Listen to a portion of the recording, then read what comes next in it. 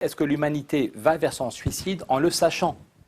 On nous a dit à l'école qu'on a été des homo sapiens sapiens, la branche la plus évoluée des primates, mais parfois on se demande si on est des sapiens sapiens ou des débilus débilus, parce qu'on sait qu'on va vers un suicide. Et c'est pas dans 3 siècles. On espère tous être encore vivants dans 20 ans, et dans 20 ans on vivra des scènes d'horreur. Le problème de l'accès à l'eau, moi je pense, et aucun climatologue ne m'a dit que je m'inquiétais pour rien, je pense qu'il y aura des scènes d'horreur, des scènes de violence absolue dans 20 ans. Et on se dira, mais putain, on nous l'avait dit. C'est pas une surprise. Pardon, non, je suis désolé, mais méritent des coups de bâton. Je suis vraiment un non-violent, c'est pour ça que j'ai fait cette grève. Mais ils ont du sang sur les mains. Ils ont du sang sur les mains quand ils ne font rien contre le chômage. Je rappelle que le chômage tue 15 000 personnes chaque année. L'INSERM dit que le chômage fait 15 000 morts en France. Et le dérèglement climatique, on a parlé des travaux du GIEC, mais l'OMM vient de sortir une étude qui dit que le nombre d'événements climatiques extrêmes a été multiplié par 5 en 50 ans. Et il y a des centaines de morts tous les mois.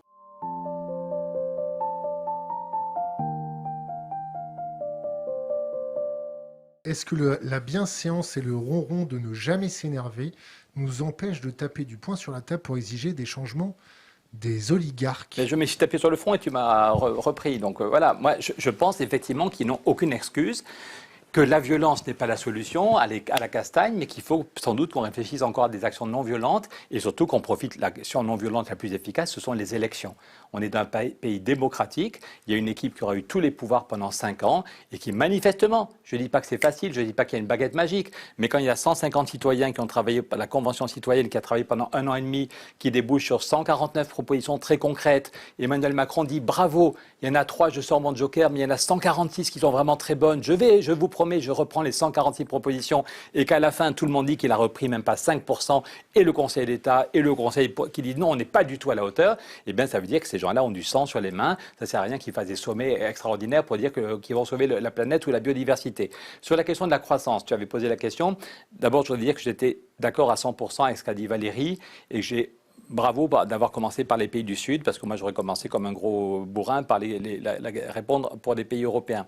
Et je trouve que c'est important de dire que dans les pays du Sud, il y a un besoin effectivement de vivre mieux, donc d'avoir un niveau de vie qui augmente, ce qui ne veut pas dire une consommation de pétrole et de gaz plus importante.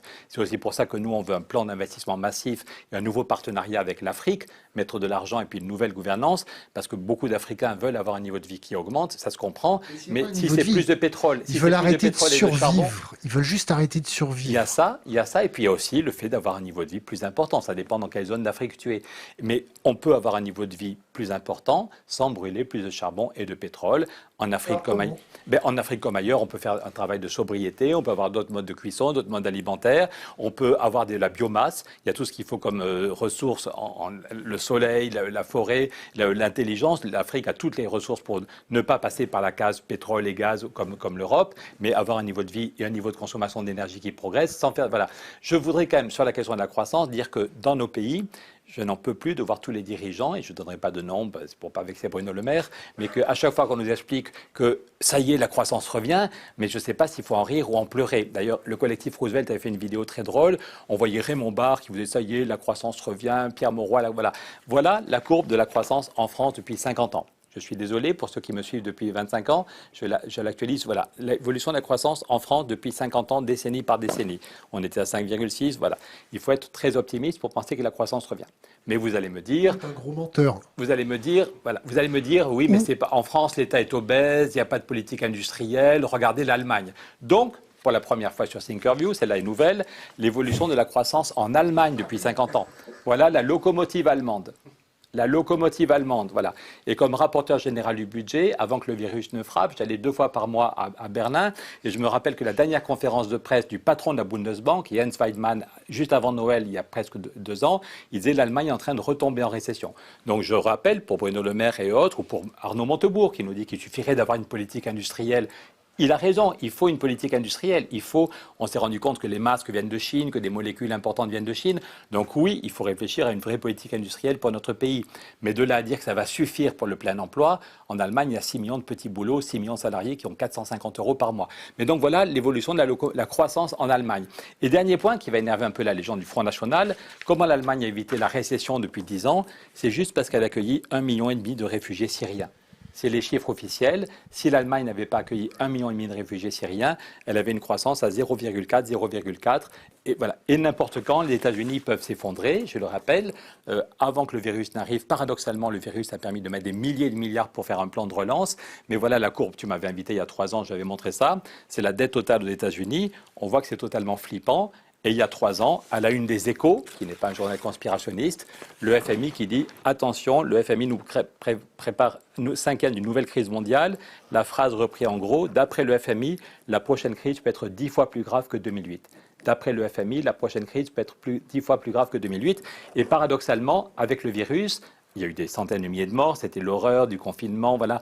Mais du point de vue économique, on a mis tellement de milliers de milliards pour faire un plan de relance qu'on a prolongé le système économique.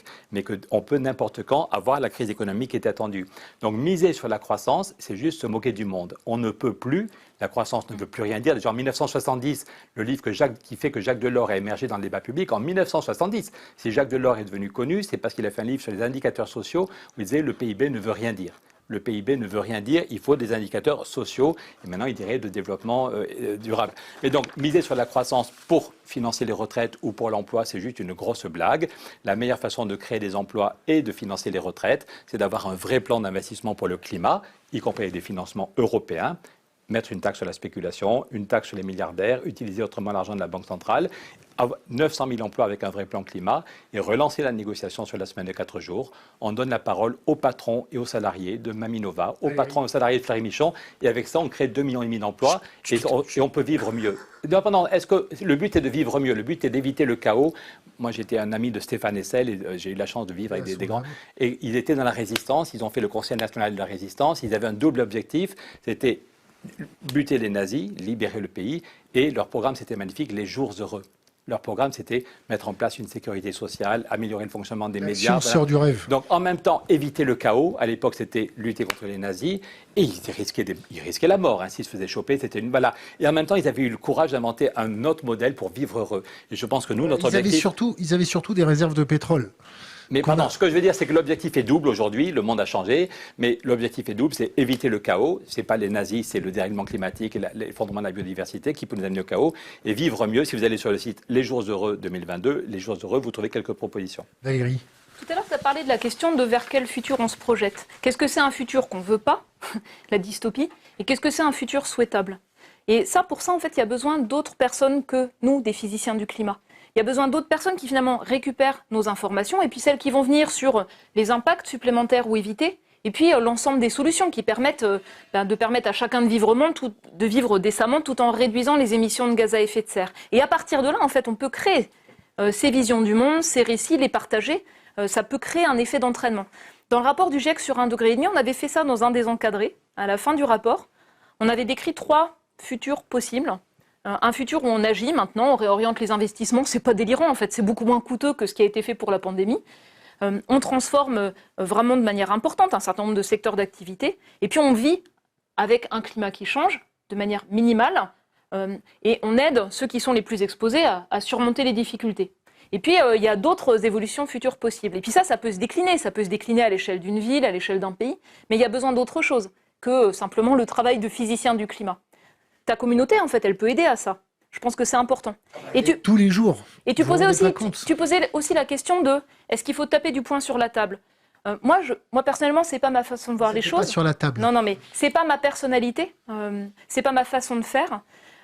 Je suis très consciente du fait que quand on fait ce rappel à la réalité, c'est-à-dire là où on en est, là où on peut aller, le temps qu'on a perdu finalement, la réalité des conséquences sévères d'un changement climatique dû à l'influence humaine qui est déjà là, je sais que c'est lourd.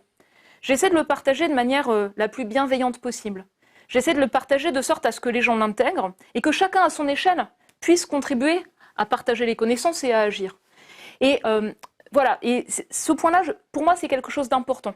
C'est-à-dire, le discours apocalypse, effondrement, etc., je ne suis pas sûre que ce soit un discours qui aide à agir à l'échelle nécessaire collectivement.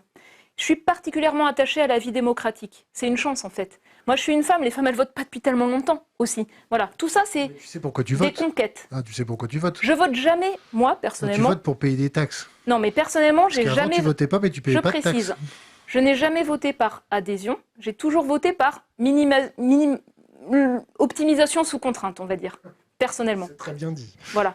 Mais ce dont j'ai besoin pour pouvoir voter, c'est d'avoir des programmes clairs sur des questions qui me tiennent à cœur. Et les questions qui me tiennent à cœur, c'est sur les enjeux climat, sur les enjeux biodiversité, et sur la question de mettre en place des transitions qui soient justes. Qu'est-ce qui est proposé dans les années à venir? Pour moi, personnellement, comme citoyenne, avoir une information précise là-dessus, c'est quelque chose qui est critique. Et souvent, je ne le trouve pas. Donc c'est pour ça que j'insiste sur les engagements qui sont pris. Tu l'as dit clairement, hein, une fois que quelqu'un est élu, il n'a plus le temps. Il n'a plus le temps parce qu'il gère les affaires courantes, les crises, les trucs, enfin voilà. Donc ce qui est important, c'est d'avoir au minimum un plan d'action précédemment. Il a plus le temps, quoi, de respecter sa parole? Non, il n'a plus le temps de réfléchir à ce qu'il veut faire. Il est dans Ça, l'action. c'était avant, ça, non? Voilà.